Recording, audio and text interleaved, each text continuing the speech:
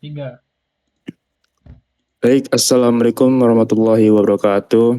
Waalaikumsalam warahmatullahi wabarakatuh. Selamat malam. Jadi di sini kami akan meringkaskan cerita yang kita buat kemarin. Baik, bisa dimulai dari teman kami.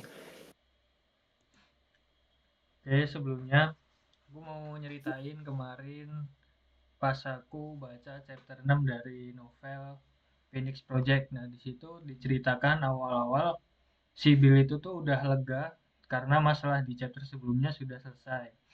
Setelah itu Bill kan meet sama Wes sama Patty. Mereka bahas rencana kedepannya. Ternyata di meet itu Bill melihat bahwa timnya Bill ini tim IT ternyata handle project yang sangat banyak, yang jumlahnya itu hampir sama dengan jumlah tim operasional IT-nya. Jadi bisa dibilang satu orang tuh handle satu project lah. Nah, di sini Bill tuh nggak tahu ternyata pas di terus lebih lanjut itu tuh proyek requestan dari departemen lain. Jadi departemen lain tuh ambil sumber daya dari operasional IT buat ngerjain tugas-tugas mereka juga. Setelah itu Bill juga request ke si Wes kan manajer infrastruktur buat ambil backup terkait SAN itu storage area network. Jadi satu gedung tuh disatuin di SAN tersebut karena nggak ada backup, tapi ditolak sama Wes karena itu tuh perlu alurnya sangat panjang dan dinilai tidak tidak apa prioritasnya masih di bawah lah. Nah, padahal misalnya ada terjadi suatu kesalahan, nanti yang disalahin tim IT. Nah, maka dari situ si Bill ini bingung ini gimana cara. Nah, waktu rapat, si Bill ini bilang gimana kalau kita itu bikin sistem tentang perubahan yang dibutuhkan oleh departemen. Caranya itu kita kirim per departemen itu nanti dikumpulin ke PT sebagai manajemen perubahan. Nah, disitulah awal mula dari yang terkumpulnya beberapa perubahan yang berjumlah lebih 400 itu di chapter selanjutnya. Nah, itu ringkasan dari chapter 6. Mungkin untuk chapter 7 dijelaskan oleh teman saya. Sekian, terima kasih. Oke, untuk chapter 7 sendiri itu ceritanya tentang eh, awal perjalanan menuju DevOps.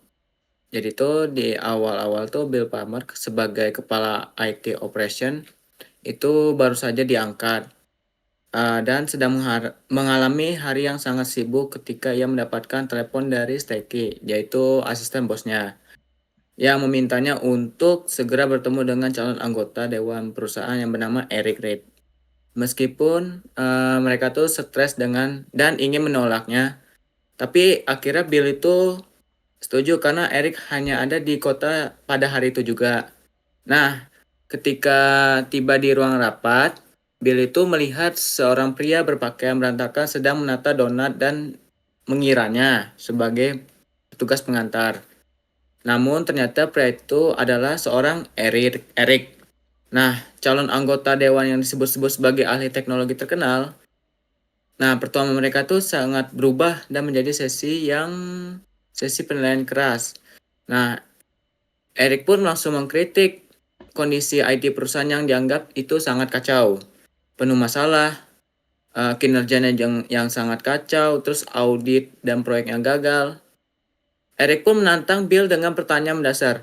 Apa sih sebenarnya kamu yang menganggap sebagai pekerjaan? Bill menjawab dengan pekerjaannya adalah memastikan proyek dan sistem jalan. Namun Eric pun menegaskan bahwa Bill ini belum benar-benar siap memahami konsep dari kata work. Dan bahwa kesalahan itu adalah akar dari kekacauan IT itu sendiri. Nah, untuk memperjelas maksudnya, Eric pun mengajak Bill keluar dari mobil ke sebuah pabrik manufaktur milik perusahaannya. Di sana ia menunjukkan bagaimana sih dulu pabrik itu penuh dengan tumpukan barang setengah jadi karena pekerjaan dilepas tanpa kendali. Lalu ia menjelaskan bahwa kerja harus mengalir sesuai kecepatan titik paling lambat agar hasilnya bisa stabil, tepat waktu, dan tanpa penumpukan masalah. Eric pun menyamakan hal itu dengan IT. Nah, jika semua proyek dan permintaan pekerjaan terus dilempar, maka yang terjadi adalah kebingungan, gangguan sistem, dan pekerjaan yang tak pernah selesai. Nah, jadi itu harus memiliki sistem pengendalian yang kerja seperti pabrik milik pelepasan kerja. Nah, sebelum berpisah, jadi Eric ini memberi Bill secari kertas berisi nomor telepon dan berkata bahwa ada 4 jenis pekerjaan dan Bill baru tahu satu saja. Ia menyebut tentang konsep the three ways. Jadi 3 prinsip dasar untuk memperbaiki aliran kerja IT agar lebih cepat, stabil, dan adaptif. Dan Bill pun kembali ke kantornya dengan kepala penuh pikiran dan mencoba mencerna pelajaran aneh tapi masuk akal dari si Eric. Nah, jadi si Bill ini mulai menyadari bahwa untuk benar-benar memperbaiki IT, ia harus memahami bagaimana pekerjaan mengalir, bukan sekedar hanya menyelesaikan masalah satu per satu. Mungkin bisa dilanjut oleh teman saya. Sekian, terima kasih. Oke, selanjutnya akan lanjut dengan saya, Clarissa. Jadi, di chapter 8 ini, Bill tuh udah ngabisin akhir pekannya, weekendnya, buat nyiapin presentasi penting ke CEO-nya, yaitu si Steve. Nah, si Bill ini, dia pengen nunjukin kalau misalkan tim IT tuh udah kewalahan banget ngerjain Project Phoenix, terus mereka tuh butuh tambahan orang, biar semuanya tuh nggak tumbang lah, intinya nggak kewalahan. Nah, pas hari rapat, di hari Seninnya, Bill tuh datang dengan harapan yang tinggi. Tapi, begitu dia udah masuk ke ruangan, Steve tuh malah masih ngobrol sama Sarah dari tim marketing. Dan yang dibahas tuh malah roadmap Phoenix yang udah diumumin ke publik. Masalahnya, banyak fitur di roadmap Project Phoenix ini tuh sebenarnya belum siap gitu. Dan dari situ, karena presentasi Sarah ini, waktu Bill buat presentasi tuh jadi kepotong banyak. Nah, terus ketika giliran si Bill ini mau gak mau langsung to the point, nyampein kalau misalkan timnya tuh udah gak sanggup lagi ngerjain Phoenix dan juga project audit secara bersamaan. Dan di sini Bill minta dua hal. Yang pertama, prioritas kerja yang jelas. Terus yang kedua, tambahan resource. To be exact, 6 staff gitu. Tapi Steve langsung nolak mentah-mentah requestnya si Bill. Katanya, dua-duanya tuh harus jalan bersamaan. Nggak ada atau nggak bisa ada tambahan orang. Dan Bill pun disuruh cari sumber daya dari departemen lain. Which is nggak masuk akal dong. Tapi Bill juga nggak bisa ngapa-ngapain di situ. Dan ya rapatnya keburu kerja keras yang udah diusahain sama si Bill tuh sia-sia gitu kesannya. Nah, setelah itu Bill langsung menuju ke Change Coordination Room dan di sana dia ketemu sama Patty dan juga Wes. Dan mereka di sana kaget karena ternyata tuh ada 437 change request yang masuk cuma dalam waktu 1 minggu. Dan jumlah itu tuh bikin mereka sadar gitu betapa berantakannya sistem yang ada di perusahaan tersebut. Nah, alih-alih pasrah, mereka tuh malah mulai nyusun cara baru buat ngatur perubahan-perubahan.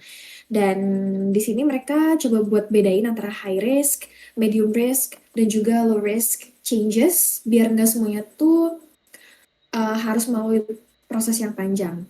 Nah, langkah ini itu tuh jadi awal terbentuknya sistem change management yang lebih rasional, bahkan jadi cikal bakal praktik DevOps di perusahaan. Dan akhirnya, meskipun Bill gagal ngeyakinin CEO si Steve tadi, dia berhasil nemuin titik terang bareng timnya, tim internalnya. Dan dari situ kelihatan kalau misalkan perubahan nyata tuh kadang justru lahir dari bawah gitu ya, dari lingkup kecil. Dari orang-orang yang emang berani mulai bikin sistem lebih baik dan ngeh kalau misalkan ini tuh harus berubah, bukan dari stakeholder atau manajemen atas. Gitu sih kalau dari chapter 8. Mungkin bisa dilanjut sama chapter yang 9. Thank you. Oke, pada hari Selasa di 9 September, Bill itu sedang menghadiri rapat gitu kan anggaran, dan dia ditelepon tanpa henti oleh seseorang, dan dia akhirnya baru meriksa. kalau ternyata itu pesan darurat. Dan isi pesan darurat itu ternyata sistem pemesanan kartu kredit yang di seluruh toko sedang mati total. Ia langsung terburu-buru dong ke kantornya lagi. Dia rela meninggalkan rapatnya itu. Terus sesampainya di ruangan itu, suasananya itu penuh kacau banget. Tim-tim saling menyalahkan, saling menuduh ke tim-tim yang lainnya.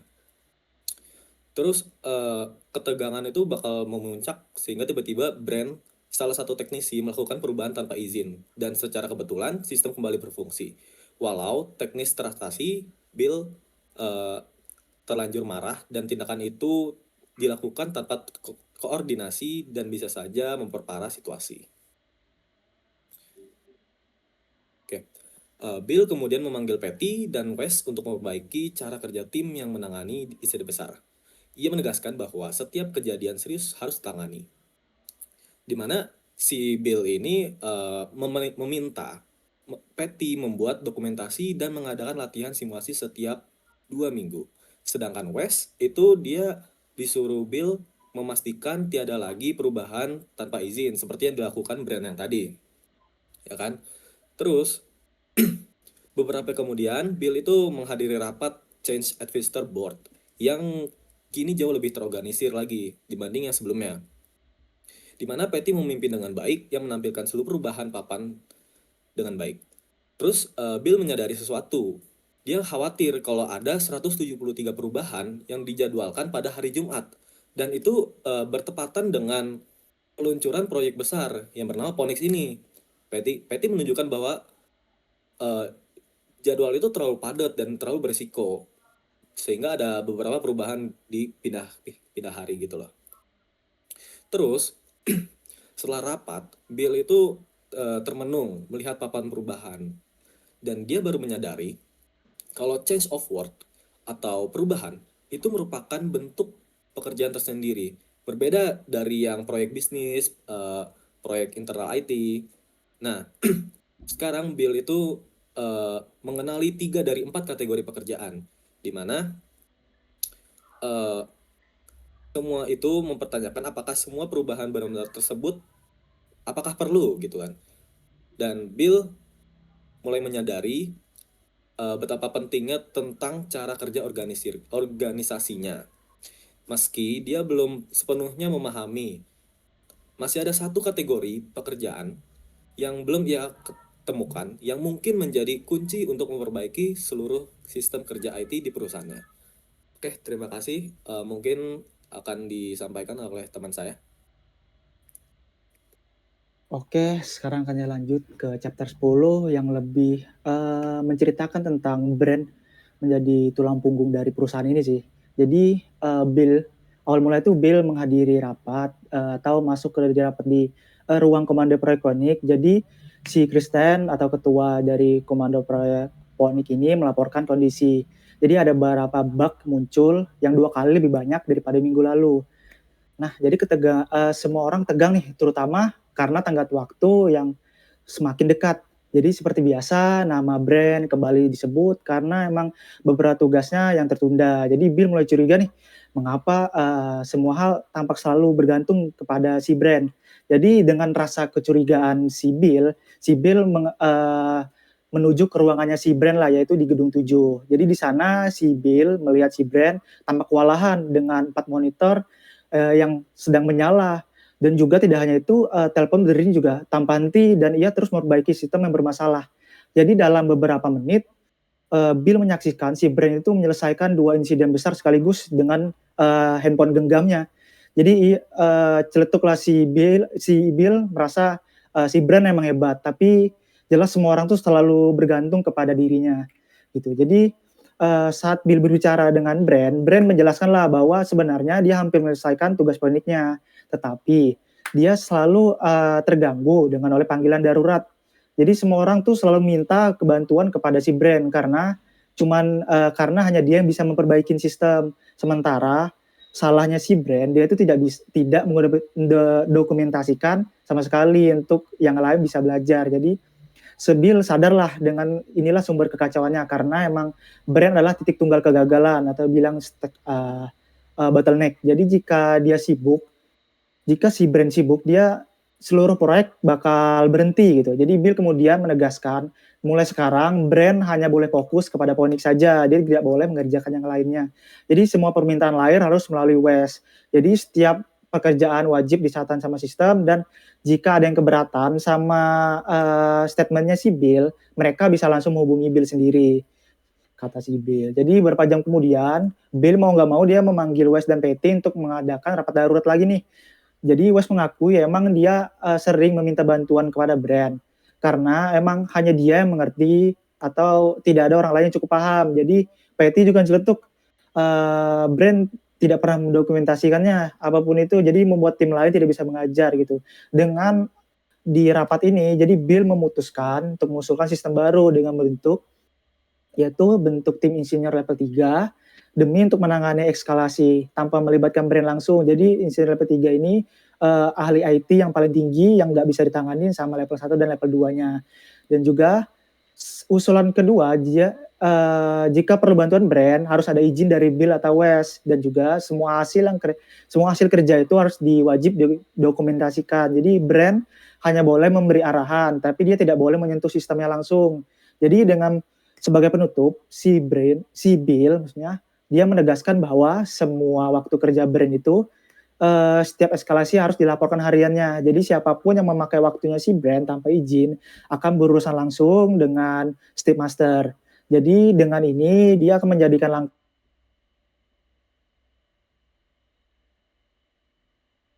sendiri. Nanti untuk ceritanya mungkin sampai sini untuk chapter 10. Mungkin saya akan masuk ke dalam tokoh utama yang terlibat. Jadi ada beberapa tokoh yang dominan, yaitu ada sekitar 6 tokoh. Yang pertama itu ada Bill Palmer, yaitu VP atau IT operation-nya, yaitu seorang pemimpin yang tangguh dan juga cepat belajar. Jadi dia tuh berusaha memperbaiki IT dan membangun kerja sama tim. Ada juga si Patty, yaitu manajer change management-nya. Dia tuh orang yang disiplin, teliti, dan perfeksionis. Tapi awalnya dia tuh orang yang kaku. Namun lambat laun dia mulai terbuka dan mendukung perubahan dari sistem kerjanya tersebut. Jadi ada juga Wes Davis, yaitu manajer infrastrukturnya atau operasional. Jadi dia tuh sebuah orang ahli teknis yang sangat emosional tapi peduli pada tim. Jadi di sini dia belajar pentingnya komunikasi dan juga pencegahan masalah. Ada juga Brent Geller, yaitu jadi senior engineer-nya yang tadi menjadi bottleneck. Jadi dia tuh orangnya sangat pintar dan serba bisa, tapi jadi pusat ketergantungan tim atau biasa dibilang bottleneck. Dia juga orangnya cepat tanggap, namun kewalahan karena semua pekerjaan selalu dibebankan kepada dirinya gitu. Ada juga Eric Reid, yaitu calon anggota dewan dan mentornya si Bill. Dia itu orang yang bijak, misterius, dan juga inspiratif. Dia itu memberikan wawasan penting ke Bill tentang efisiensi dan pemikiran DevOps gitu. Ada juga Steve Master, yaitu tadi CEO-nya, CEO dari Unlimited ini, dia itu tegas dan berorientasi hasil. Jadi dia tuh menekan tim untuk sukses cepat, tapi sebenarnya itu kurang memahami kondisi teknis di lapangan gitu. Ada beberapa juga yang nggak dimasukkan, nggak dominan, seperti ada di John Force dan juga si Kristen yang saya jelaskan tadi, yang emang karakternya tidak dominan. Oke, mungkin untuk konflik akan dijelaskan oleh teman saya. Oke, lanjut ke konflik dan juga permasalahan yang ada di cerita tadi. Oke, jadi konflik besar di chapter 6 sampai 10 yang udah diceritain kita tadi, itu tuh sebenarnya berpusat pada kekacauan di departemen IT. Intinya semua orang tuh bergantung sama satu orang, yaitu brand tadi. Dan di ini jatuhnya kayak apa ya, pahlawan dadakan gitu loh, yang bisa nyelesain semua masalah teknis. Tapi justru karena itu semua kerjaan tuh jadi numpuk di dia doang. Akibatnya apa? Bottleneck di mana-mana, terus proyek Phoenix makin lama, makin berantakan. Dan tekanan dari proyek Phoenix sendiri makin parah karena tiap kali ada masalah di sana, semua orang IT tuh harus turun tangan. Tapi lucunya, proyek lain tuh juga harus tetap jalan. Jadi jadwal tuh makin berantakan total gitu. Belum lagi nggak ada visibilitas terhadap work in progress atau WIP. Dan di sini tuh tim nggak tahu mana yang sebenarnya paling penting untuk dikerjakan duluan. Jadi semuanya tuh serba mendesak dan semuanya tuh kayak terasa prioritas gitu loh. Terus juga permasalahan lainnya ada di hubungan antar departemen. Itu tuh dirasa tuh semakin panas, semakin kesini. Sarah dari marketing misalnya. Jadi dia tuh sering banget bentrok sama IT karena campaign-nya tuh gagal gara-gara sistem sering down. Terus ada juga konflik antara operations dan development. Mereka saling blaming each other kalau ada bug atau outage. Intinya semua pihak tuh jadi kayak sibuk nyari siapa yang salah, bukannya malah nyari solusi. Dan yang paling menyedihkan itu budaya kerjanya berubah jadi firefighting culture. Jadi semua orang tuh sibuk mademin api tiap hari tanpa sempat mikir nih gimana caranya mencegah kebakaran berikutnya. Alih-alih kayak apa ya, mikirin cara buat menyegah permasalahan yang akan terjadi, mereka tuh malah kayak sibuk apa ya, sibuk menanganin problem yang ada gitu. Jadi karena hal ini, tim tuh jadi ngerasa kelelahan, burn out, dan juga motivasinya nurun drastis. Jadi kalau disimpulkan, konfliknya tuh bukan cuma karena orang-orang yang gak cocok, tapi karena sistem kerjanya sendiri yang kurang tepat dan kurang baik. Dan juga struktur sama proses-prosesnya tuh gak jelas, gak terstruktur. Jadi ngakibatin gesekan antar employee-nya. Dan Project Phoenix yang tadinya diharapkan jadi penyelamat bisnis malah jadi sumber stres buat semua employee dari departemen yang berbeda-beda. Mungkin gitu sih. Untuk selanjutnya dilanjutkan oleh teman saya. Oke, di sini dari chapter 6 sampai 10, mana sih yang lebih relevan dengan kasus project management atau kasus development? Sebenarnya dalam chapter 6 sampai 10 ini lebih relevan dengan DevOps karena lebih berfokus perbaikan proses kerja, kolaborasi tim IT, dan pengendalian perubahan. Sedangkan project management hanya muncul secara acak secara tidak langsung sebagai penerapan prinsip manajerial karena fokus utama bab ini adalah perbaikan proses operasional IT dan transformasi budaya kerja. Oke, terima kasih. Selanjutnya akan dijelaskan oleh teman saya.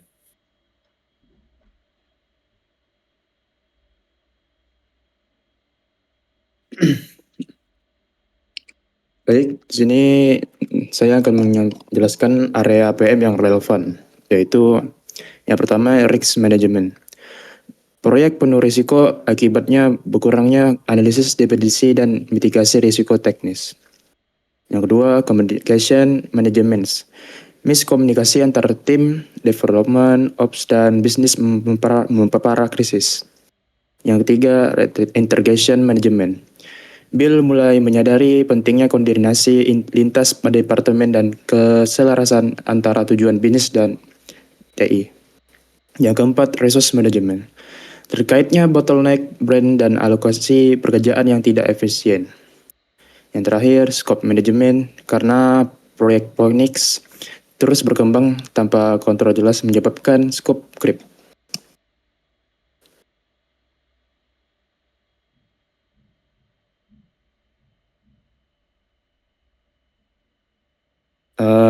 Di sini saya akan menjelaskan cohesion juga. Yang pertama, adanya standard change pre-proof. Governance tanpa memperlambat aliran. Extend the administrative cap, weekly cap. Ritme eksekusi. Presenting timeline explicit change. Discipline incident. Unplanned work must destructive. Nama masalah sebenarnya. If you can see it, you can manage.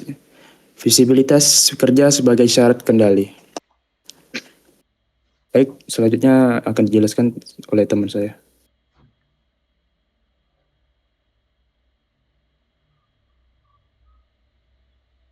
Oke, di sini tuh dari cerita yang sudah kita ceritakan, di sini ada lesson learn-nya yang dimana ada didefinisikan dulu change baru percepat, yaitu dimana kecepatan lahir dari definisi dan aturan main yang jelas seperti kategori, risiko, persetujuan, dan rollback. Nah, tanpa ini mungkin konflik dan outage-nya bisa berulang. Lalu di sini ada bikin kerja terlihat dan batasi WIP. yang dimana itu semua permintaan harus lewat satu pintu dan tampil di papan. Kerja tak terlihat menciptakan overcommit dan keterlambatan yang sistemik.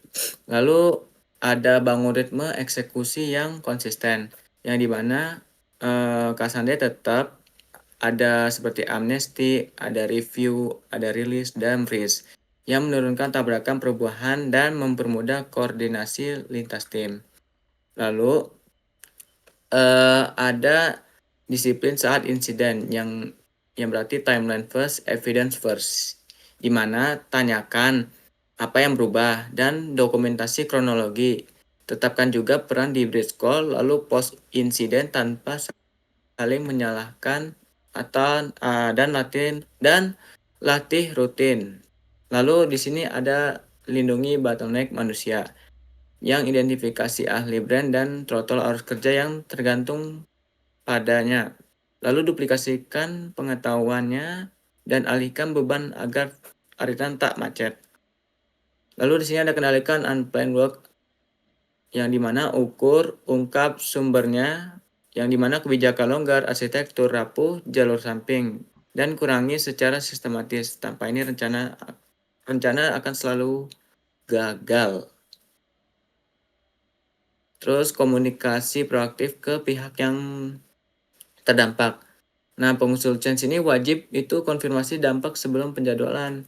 Ini bisa menjadi mengurangi kejutan dan mempercepat persetujuan. Lalu ada governance ringan tapi tajam. Ini bisa pisahkan standar versus normal atau emergency change. Jadi kita bisa fokuskan birokrasi pada yang berisiko, bukan memperlambat semuanya. Oke, mungkin segitu lesson learn dari penjelasan yang sudah saya sampaikan. Terima kasih. Baik, demikian presentasi dari kelompok kami. Terima kasih atas perhatiannya. Mohon maaf jika ada salah kata. Sekian dari kami. Wassalamualaikum warahmatullahi wabarakatuh. Waalaikumsalam warahmatullahi wabarakatuh.